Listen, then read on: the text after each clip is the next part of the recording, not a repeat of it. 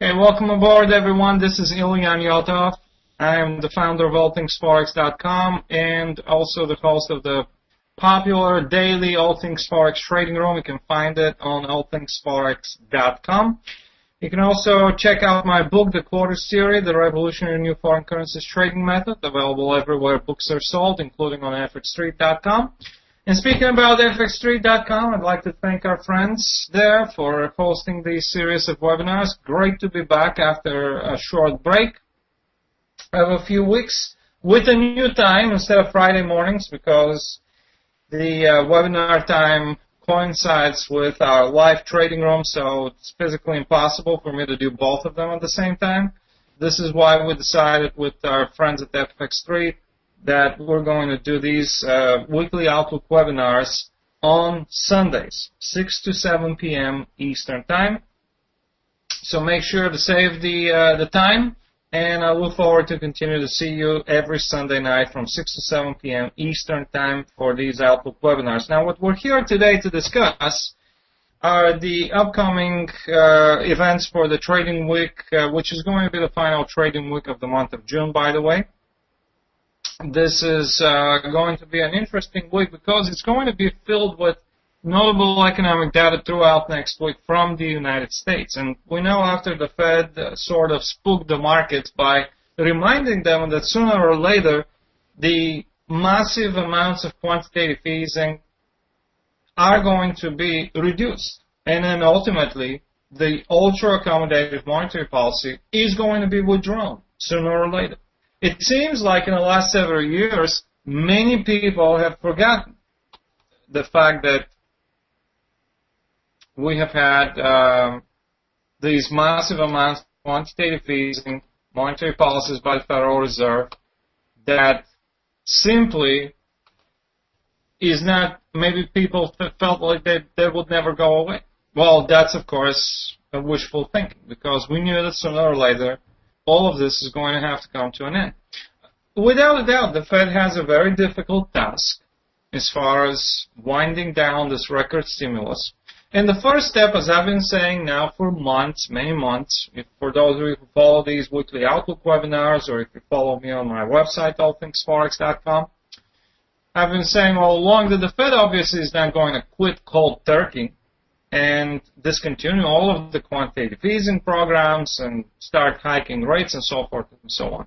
The first step, as I said months ago, is going to be taken towards monetary policy easing by reducing the size of the so-called asset purchases. The Fed is now buying to the tune of $85 billion per month mortgage-backed securities and treasuries.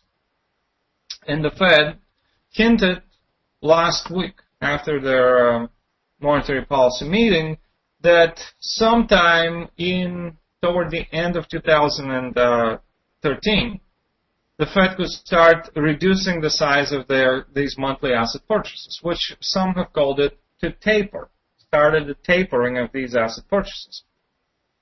Obviously, forecasters from major financial institutions have come out and said that they're estimating now the timing of the exact time when the Fed is going to announce this tapering of asset purchases.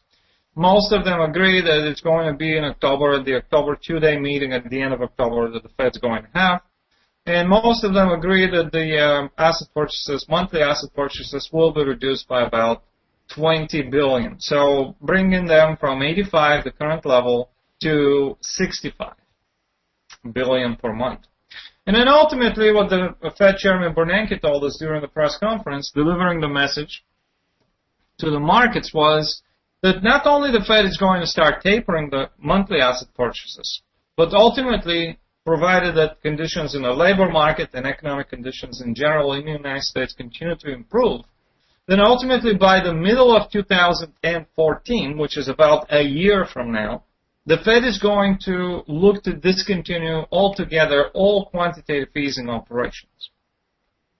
Now, many of you remember that when the Fed started this sequence of QE number 1 and QE number 2 and QE number 3, that's been very detrimental for the strength of the U.S. dollar, because obviously it hurts the dollar in terms of diluting it and so forth and so on, devaluing the currency with all this massive unprecedented printing and expanding of the Fed's balance sheet from a little bit under $1 trillion before quantitative easing operations started to about $3.5 billion almost as of most recent reports. So you can imagine the big, huge, unprecedented amounts of liquidity that the Fed has also provided to the markets. Markets obviously loved it. And so we saw equities in a pretty much 3-year bull market. Somewhere after the big drops during the financial crisis and the collapses of Lehman Brothers and so forth and so on, you remember the history from most recent years, the markets were down across the board on a regular basis, and then the recovery in the markets began to happen somewhere around March of 2009. So we were looking at a rally in equities, at least here in the United States, from March of 2009 approximately to most recent weeks. And it was after the Fed's announcement that some people got so shocked that the Fed is actually considering. And the markets, obviously, we had some down days following the Fed's announcement, and we could continue to have down days going forward because with each and every positive economic report, especially the ones from the U.S. labor market, the odds are going to increase that the Fed can start the tapering sooner than expected, and that the Fed could wind down altogether all of the quantitative easing operations sooner than expected as well. This is why on my All Things Forex Trading Room program, which takes place, by the way, every morning from 6 to 7, it's 7 to 8 a.m. Eastern Time. 7 to 8 a.m. Eastern Time. If you want to go to allthingsforex.com, you can register there as a premium member, if you like, to be able to get access to the trading room, to be able to get trade alerts and other special webinars and content that you can get as a member of the site. But as I've been speaking immediately after the Fed's announcement, during my daily outlook in the All Things Forex Trading Room, I asked the question, which is not actually a rhetorical question. It's a question that we need to all ask ourselves. And I already started talking and forecasting that perhaps the Fed is now, since that announcement last week, may have sparked the beginning of a long-term bullish trend for the U.S. dollar. And the reason why I'm saying long-term bullish trend for the dollar is because not only did the Fed hint that there's going to be the reduction in the size of the monthly asset purchases, the Fed also gave us a time frame as to when they're expecting to wind down all of the quantitative easing operations. Now, if this time frame is by the middle of 2014, guess what? We're looking at potentially a full year of U.S. dollar strengthening as the market starts pricing these expectations in. And we knew that that's going to come sooner or later, so that's hardly a surprise. But it took years for that to come, for this time to come.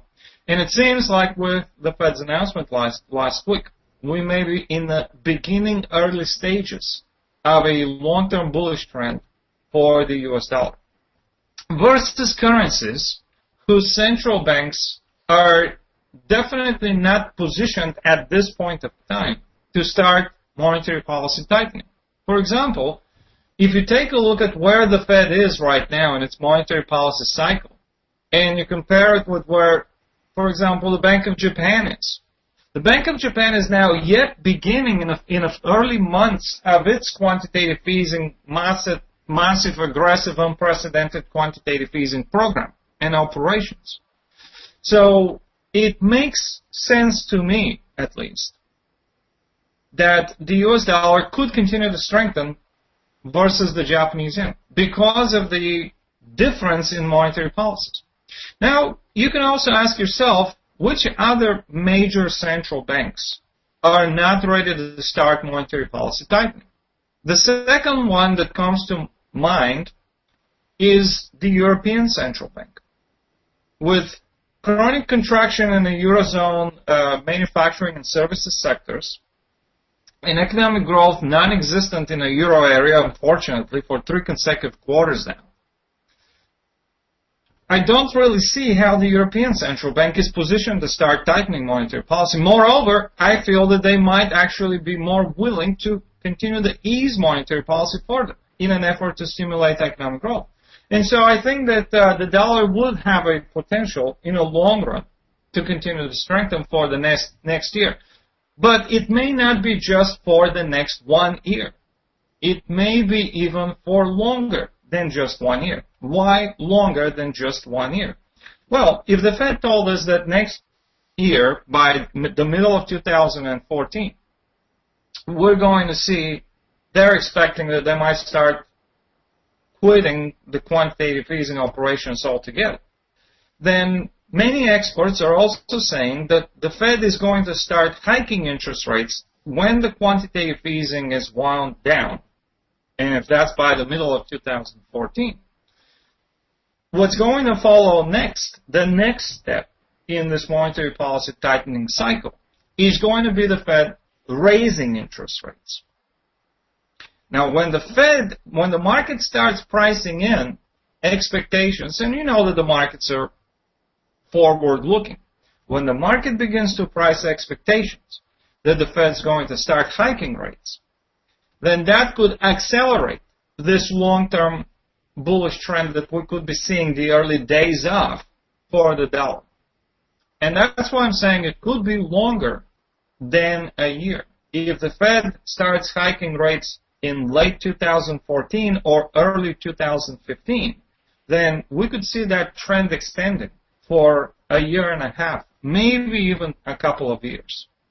With that said, what we're going to watch next week is the sequence of notable U.S. economic data throughout the week, because traders will be interested to find out what are the economic conditions in the world's largest economy, the United States.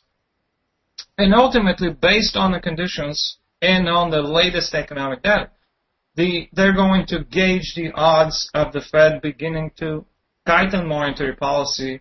And if the data is better, if we continue to see that the U.S. is on the right track to recovery, if we continue to see that the labor market is improving and the unemployment rate is heading lower to the 6.5% level that the Fed has already told us a long time ago, that is their target level for unemployment.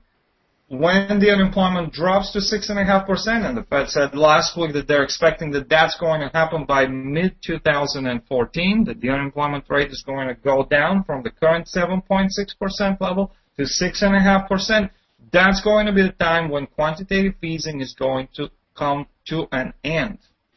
And then after that, the next step, as I said earlier, is going to be interest rate hikes. Increases in a benchmark interest rate, which is only, I think, all of these expectations are going to fuel the what could be the long-term bullish trend that's emerging now in the beginning stages of since last week that we may be seeing in the long run for the U.S. dollar. So the U.S. economic data from now on after the Fed's announcement, I feel that not only it doesn't have to be a blockbuster data. Even if the U.S. economic data is just decent, reasonable, we can still see the dollar benefit from that, as long as the economic data does not disappoint, of course. So that's what we're going to be watching, not only next week, but also in the weeks and in the months ahead. Do we continue to see this trend of improvement from the United States economy and labor market especially continue forward? And if it does, then all of these expectations of the thing that I explained just a few minutes ago are going to be priced in. And what the market's going to do is what it does all the time. Reprice the exchange rates of the U.S. dollar versus a variety of currency majors. And especially reprice the dollar exchange rate versus the euro and versus the Japanese yen, because of the relationship that I explained earlier, the differences in monetary policies of the Federal Reserve, the Bank of Japan, and the European Central Bank.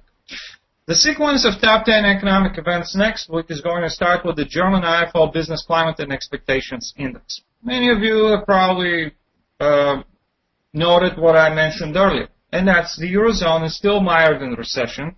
There's still chronic contraction in their manufacturing and services sector. Now, earlier this week we saw the Composite Purchasing Managers Index for services and manufacturing a little bit higher than it has been in previous months. I give it that. It's a sign of improvement. Unfortunately, not so good of an improvement to bring the index above the 50 line, which is the dividing line between economic expansion and contraction.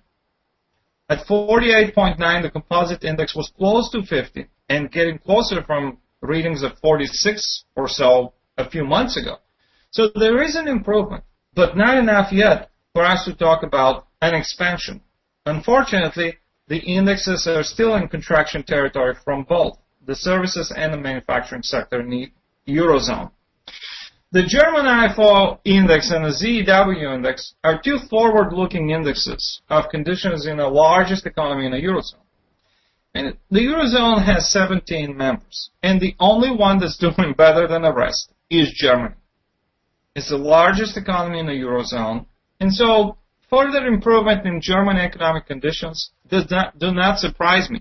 What I would like to see is I want to see the other 16 doing better, not just one out of 17.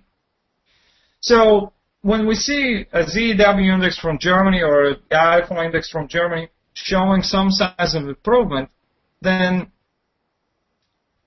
it could help the euro, obviously, because this is the engine of economic growth in the Eurozone. Germany is. But generally speaking, I can't get that excited about an improvement in those forward-looking indexes from Germany. But for all that's worth, the consensus forecast for the German IFO Business Climate and Expectations Index, which is due tomorrow morning at 4 a.m. Eastern Time, the forecast is for a reading of 106, which is a little bit better than 105.7, where the index was in the previous month. So that's what the expectations are. That could give the euro a little bit of a boost. Unfortunately, not much of a boost, in my opinion, because we have seen the euro breaking lower here in recent weeks, and I'm switching us to the daily chart of the euro-dollar pair. The euro managed to stage a nice rally ahead of the Fed in about 3-4 weeks before the Fed's announcement. We saw the euro rallying, breaking above the top of this range. The range was between $1.2750 and $1.3250. We saw the euro breaking higher, moving above $1.34. It reached its highs $1.3415 last week. And then immediately after the Fed, the market began to reprice the euro-dollar exchange rate. Why? Because of the factors I was explaining to you earlier. I felt that the euro has gotten a little bit ahead, too far ahead of itself before the Fed's announcement. So this is a welcome and perfectly normal adjustment in a euro-dollar exchange rate. I thought that nothing at that point justified a euro-dollar exchange rate at $1.34. As a matter of fact, if this long-term trend that I was talking about that we may be in the beginning stages of for the dollar do in fact play out in the next year and a half, maybe even 2 years, we could see a very significant repricing and adjustment of the euro-dollar exchange rate. Where to? Well, especially if the European Central Bank is not in a position to start monetary policy tightening anytime soon. And next week, by the way, we have a European Union summit to discuss how to create and spur economic growth in the Eurozone. The previous summit was not very productive. There's very big differences between certain countries and their vision of how policies should be. Some of them, as you know, Germany, for example, is pro-austerity. Others are anti-austerity. So these differences will have to be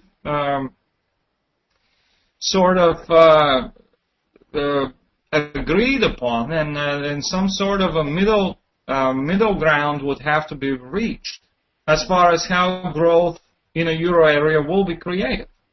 And the tool for that also, one of the tools to create growth will be monetary policy by the European Central Bank, I suspect. And so I don't see the European Central Bank being in a position to start tightening monetary policy anytime soon in such an environment. So we could see further decline for the euro going forward. In other words, we can see the euro dropping back into the $20s, especially now that we're close to $1.31. Earlier we reached as low as a little bit below $1.31. We could easily see the euro-dollar pair testing this very important price level, by the way, in my quarters theory, which is a major large quarter point, as I call it. It's a major whole number. It's the dividing line between two 1,000 pip ranges, the $30s and the $20s. In this repricing of the euro-dollar exchange rate, it shouldn't be surprising to a lot of currency traders to see the euro-dollar exchange rate being transitioned from the $30s into the $20s. And at least the euro-dollar pair moving to recent lows, maybe at the $1.28, where it found support in mid-May, or to the bottom of the actual range here, which also, coincidence or not, of course, if you know my quarters theory, you know that this is not a coincidence. The low there was $27.43, the bottom of the range, the low from April the 4th. This is the large quarter point at the $27.50, serving as a level of support. But it may seem like a completely random number for a lot of traders out there who are not familiar with my quarters theory. Let's take a look at the top of this range. It's $32.41. Yet another number that is only within a few pips from another large quarter point, which in this case is $32.50. Coincidence? I doubt it. So the $1.30 is pretty much the middle of this range, and with this readjustment of the euro-dollar exchange rate, the euro is being pushed lower again and back into that previous range between $27.50, $32.50, and the middle of the range is $30. So I won't be surprised if at least the middle of the range is being targeted at some point next week, if not even as early as tomorrow or the day after. Continuing forward with the top 10 events for next week, the sequence of U.S. economic data is going to start with the durable goods orders on Tuesday morning. Durable goods orders are expected to increase for another month, but at a slower pace, from 3.5% in April to 3% in May. A little bit slower, but another month of increase is not going to be something that really hurts the dollar at that point. As I said earlier, disappointing U.S. economic data could put the pressure on the greenback simply because it reduces the odds that the Fed is going to start the tapering, the reduction of the asset purchases earlier than expected. Then the sequence of U.S. data is going to continue with the consumer confidence and new home sales. Consumer confidence index at 10 a.m. Eastern time, same time, the new home sales. Consumer confidence index is expected to be slightly lower from 76.2 to 75.6, but stronger than the previous month. New home sales could actually make up for the slack with the consumer confidence index. The new home sales are expected to increase by 462,000 from 454,000 in the previous month. That's going to lead us to the big event of next week, which is the gross domestic product report, the main measure of economic activity and growth in the United States, which is the world's largest economy. Many of you would recall that the preliminary estimate for the fourth quarter of last year showed the U.S. economy actually contracting. But the numbers were revised higher, and so it showed very minimal 0.4% growth in the final quarter of 2012, but at least there wasn't a contraction in the U.S. In the first quarter, the U.S. economy picked up the pace, and we saw it growing by a much larger number, 2.4% according to the previous estimate. This on Wednesday morning is the final reading, which has the least potential to move the markets, but nevertheless it's an important report, especially it will have a greater potential to move the markets if the number is revised. Consensus forecasts, at least at this point, are not expecting that 2.4 figure to be revised. If it is revised higher, the dollar strengthens even further. It could boost the dollar. If it's revised lower, then the dollar could be hurt, in my opinion. But no change is expected. It is expected that number to show 2.4% quarter-over-year growth for the U.S. economy. And as I said earlier, the U.S. economic data does not have to be blockbuster going forward. It just has to be decent. And if the GDP stays at 2.4%, that's what everyone is expecting. I think that that doesn't change the market's expectations of what the Fed's going to do next. On Thursday, we're also going to pay attention to the gross domestic product from the United Kingdom. Another final reading with a lesser potential to move the markets. The consensus forecast is that the report is going to show the UK economy growing by 0.3% in the first quarter of 2013, which was an important development because had the U.S. economy not grown in the first quarter, it would have registered an unprecedented triple-dip recession. Luckily, the UK economy managed to avoid that by managing to grow minimal, only 0.3% quarter-over-quarter, but it did not contract. So that's the expectation for the UK GDP report on Thursday. It could keep the pound supported because if that number is revised lower, then obviously that is going to increase the odds that the Bank of England could continue to ease monetary policy further. Bank of England, as many of you know, will have a new governor, Mark Carney, who used to be the governor of the Bank of Canada, is going to take his seat as the new Bank of England governor on July the 1st.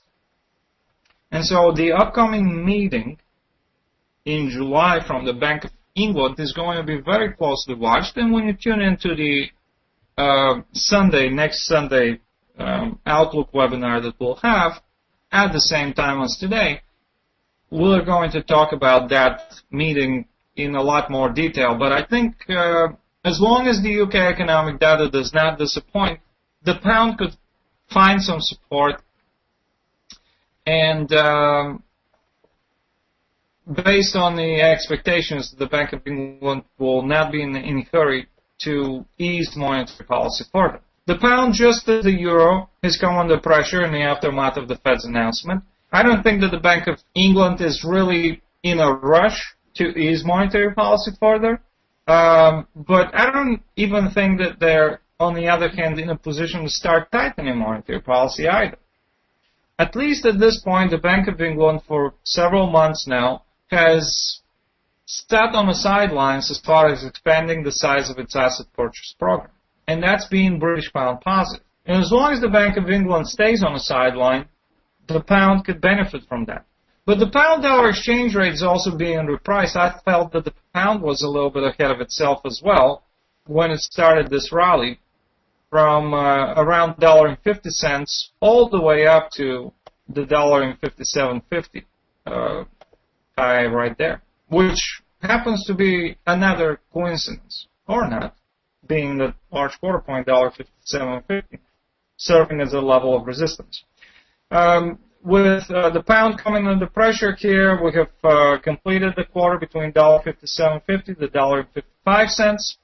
Obviously, we're now heading to what used to be, we are testing as we speak.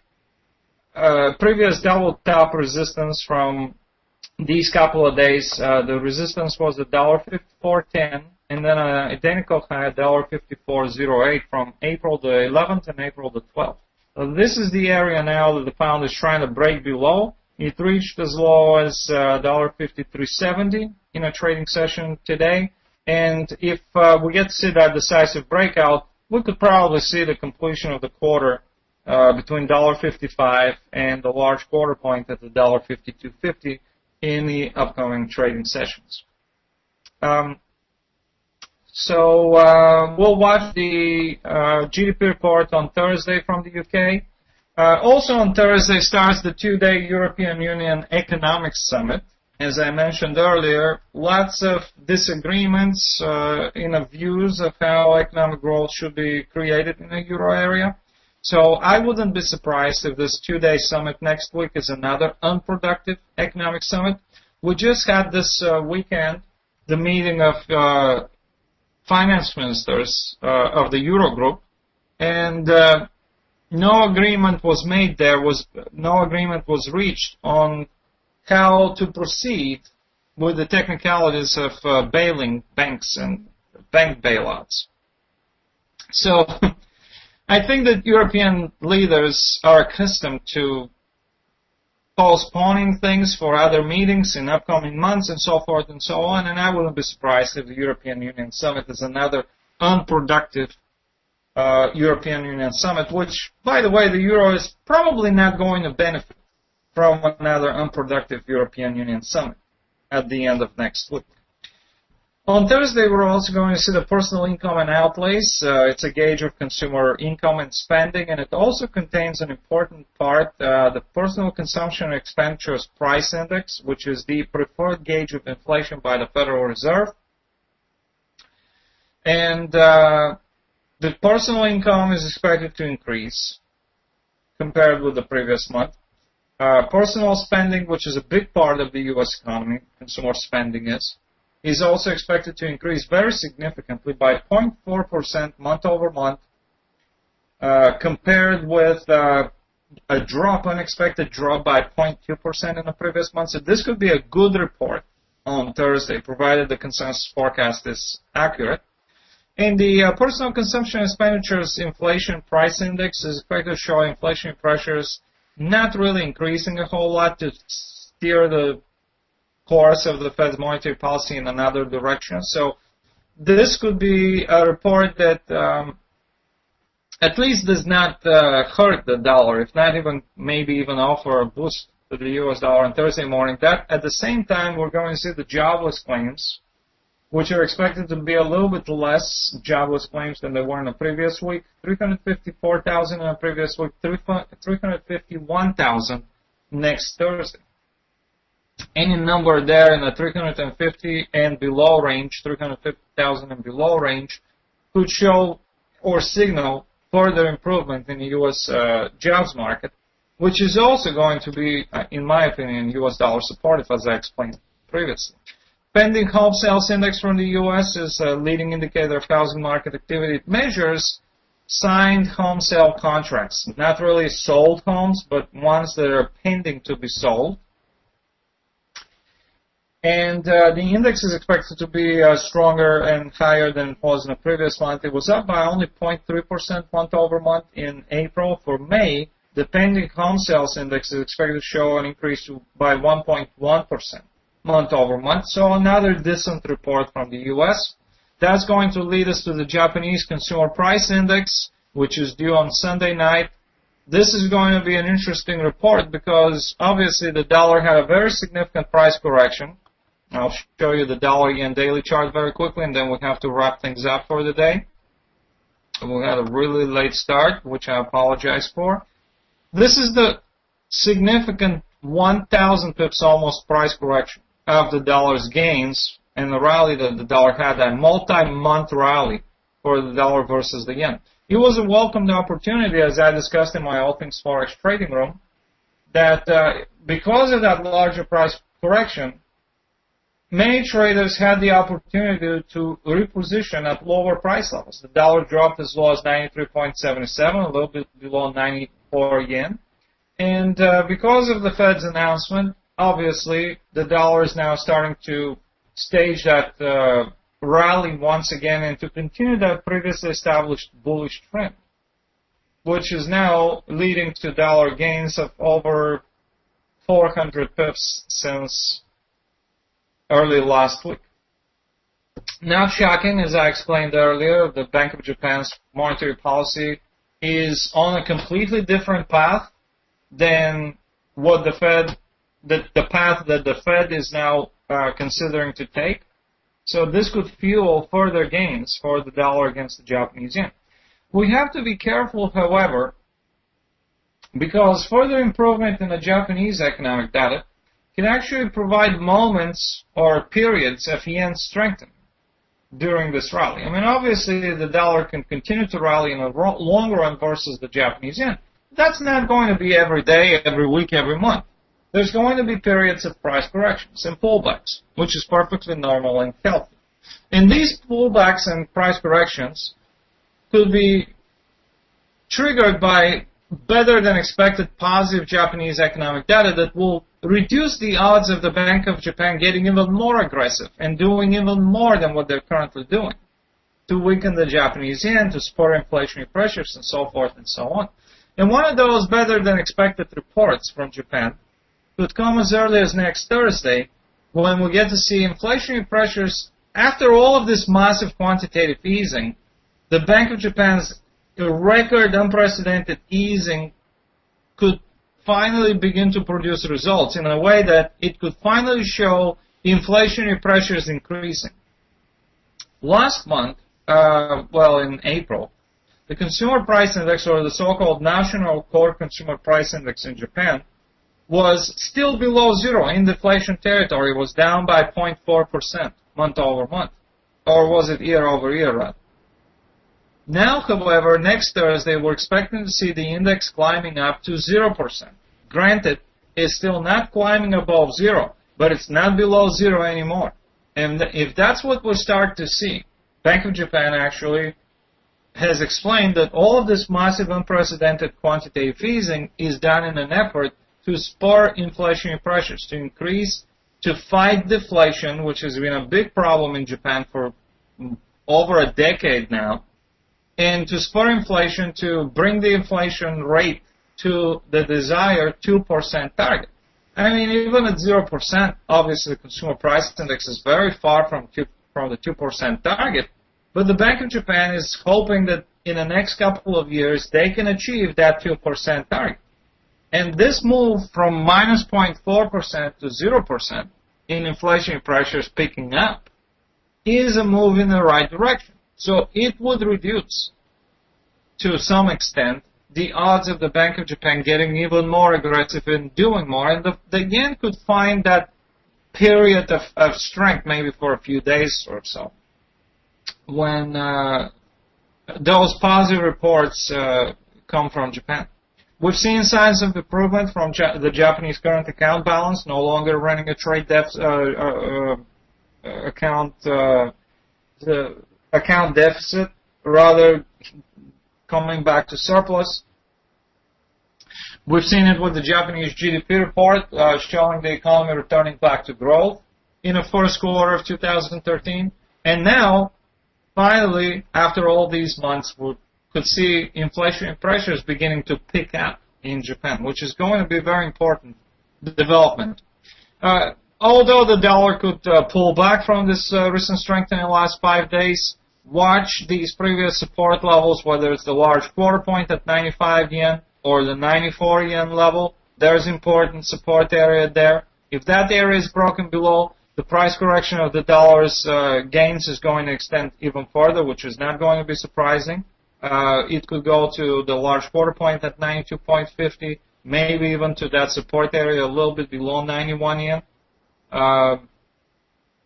If the dollar does not break below 94 yen or 93.77, then we could continue to see more bids coming in, more dollar long positions being open versus the Japanese yen, in anticipation of the dollar-yen exchange rate in the long run to continue to head higher, to target the 100 yen area, to target these previous highs that were established at 103.72, then move to 105 yen, and maybe even in the next year or year and a half, even make the move to 110 yen, maybe even above 110 yen. So one who has a longer-term view, as I happen to have that, could see the potential for thousands of pips more, or at least 1,000 or more pips, that could be accomplished here during this, what I feel is a long-term bullish trend for the US dollar that